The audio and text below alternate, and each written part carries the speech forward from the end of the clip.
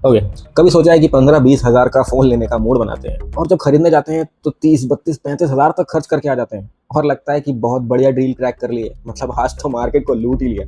पर असलियत में मार्केट को आपने नहीं, आपको मार्केट ने लूटा होता है।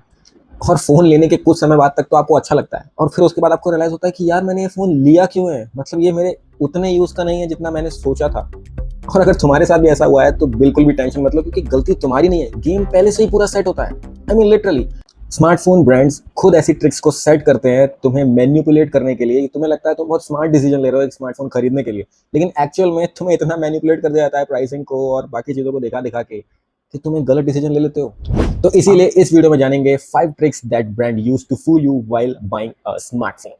वीडियो के एंड तक बने रहना, क्योंकि 5 ऐसी ट्रिक्स बताने वाला हूँ जो ब्रांड यूज़ करती हैं हमें बेवकूफ़ बनाने के लिए। और अगर ये जान लोगे तो तुम्हारा बहुत फ़ायदा होने वाला है, क्योंकि अगर तुमने वीडियो को पूरा नहीं देखा तो मेरा लॉस तो व्यूज़ और वॉच टाइम का होगा, तुम्हारा रियल मनी का लॉस हो जाएगा। That's for sure. So the first trap, the megapixel trap. Megapixel की इतनी मार्केटिंग होती है, बॉक्स पे लिखेंगे 108 मेगापिक्सल, 200 मेगापिक्सल। कई बार तो यूट्यूबर्स इतनी मार्केटिंग कर देते हैं, this phone has 200 megapixel ultra AI camera, लेकिन खरीदने वाला जो कंज्यूमर है या जो वीडियो देख रहा है व्यूअर, वो सोचता है भाई बस डीएसएलआर खत्म, मेरे फोन में डीएसएलआर आ गया यार, और बस आप बेवकूफ बन जाते हैं। क्योंकि सबसे बड़ा गेम ये होता है कि मेगापिक्सल का यूज होता है एक अच्छी फोटो को क्लिक करने में, but here is the catch, the megapixel is not only the entity which gives you a perfect shot. Sensor size, lens और इमेज प्रोसेसिंग का बहुत बड़ा रोल होता है apart from the megapixel count. ठीक है, कई बार 50 मेगापिक्सल का सेंसर भी 200 मेगापिक्सल वाले सेंसर से ज्यादा अच्छी फोटो ले लेता है। तो रिजल्ट पे ध्यान दो यार, मेगापिक्सल पे नहीं। मेगापिक्सल ट्रैप में फंस के आप सिर्फ लॉस करोगे। नंबर 2, फेक डिस्काउंट का ट्रैप। अब मैं तुम्हें स्क्रीन पे एक स्क्रीन रिकॉर्डिंग दिखा रहा हूँ जस्ट फॉर कंफर्मेशन, जो मैंने किया था। अब यहाँ पे तुम देख सकते हो, ये है Vivo X200T, जिसका प्राइसिंग आपको दिखाया जा रहा है 79,999 और उसको कट करके 25% डिस्काउंट के बाद 59,999। ठीक है, चलो देखिए। अब आ जाओ गूगल पे। अब मैं तुम्हारे सामने सर्च कर रहा हूँ कि जो इसका लॉन्च प्राइस है, the launch price of Vivo X200 वो कितना है। देखो,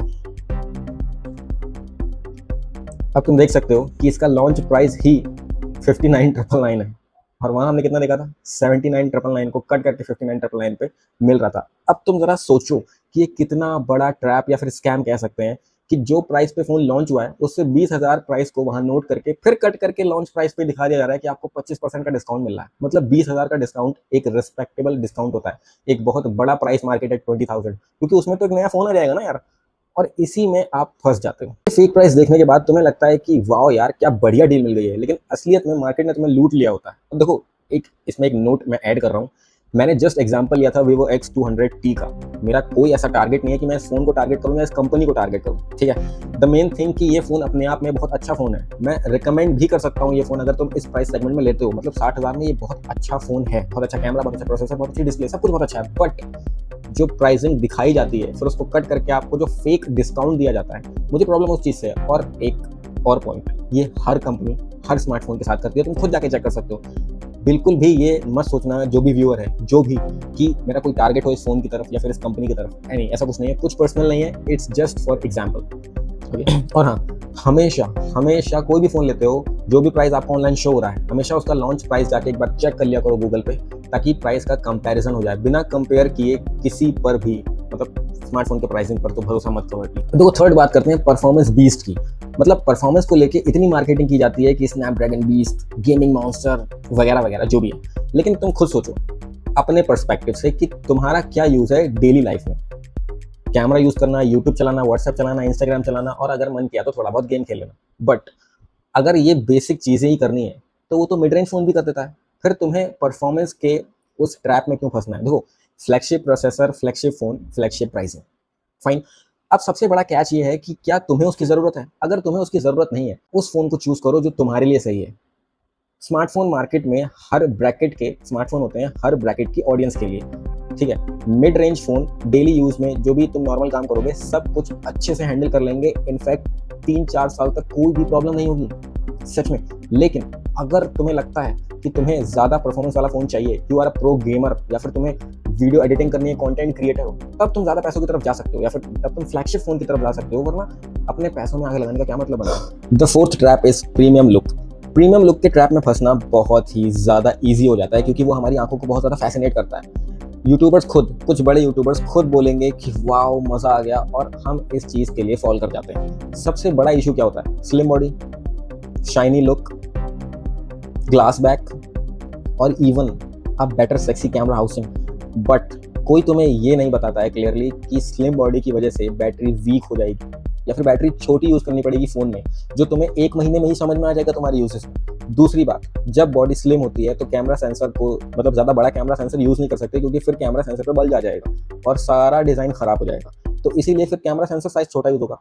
अब ध्यान दो, मेगापिक्सल से अपार्ट मैंने कहा था, कैमरा सेंसर साइज़ बहुत ज़्यादा मैटर करता है। अगर सेंसर साइज़ छोटा होगा तो पोस्ट प्रोसेसिंग बहुत ज़्यादा करनी पड़ेगी इमेज को बेटर करने के लिए। उस पे सीपीयू पे लोड पड़ेगा, फ़ोन हीट होगा कैमरा यूज़ करते हुए, और ये आप लोग स्लिम फ़ोन में नोटिस कर सकते हो। तो इसीलिए एक ओवरऑल पैकेज को देखने की बजाय अगर आप सिर्फ कुछ चीज़ों को स्पेसिफिकली जाओगे कि लुक में अच्छा है, स्लिम बहुत ज़्यादा है, तो आपको पता है मैं किन स्मार्टफोन्स की बात कर रहा हूँ, you know. And the fifth, the last one, variant का कंफ्यूजन। मतलब सेम फोन, सेम सीरीज में pro, lite, max, plus, SE, ultra, ये सब होते हैं, और इसमें इतना कंफ्यूजन होता है, कई बार लगता है कि सेम ही सीरीज है, सब कुछ अच्छा होगा। जो लोग ज़्यादा टेक्निकल नहीं है मैं उनकी बात कर रहा हूँ, वरना जो लोग टेक्निकल हैं उन्हें समझ में आता है कि सब फोन में सेम सीरीज होने के बाद भी प्रोसेसर का फर्क होता है, कैमरा का फर्क होता है, और कई बार डिस्प्ले भी डाउनग्रेड अपग्रेड होती है। अब समझो, मार्केट में जो फोन सबसे ज़्यादा लाउड है मार्केटिंग में, उसके पीछे मत जाओ।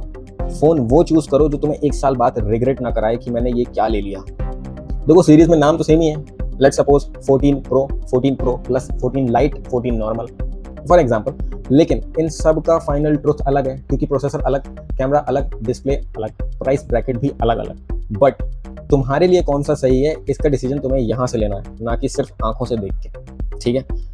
अब कभी भी फोन खरीदने जाओ तो एक्साइटेड कस्टमर बन के मत जाना, एक डेंजरस इन्फॉर्म्ड कस्टमर बन के जाना, वरना नेक्स्ट टारगेट तुम ही होगे।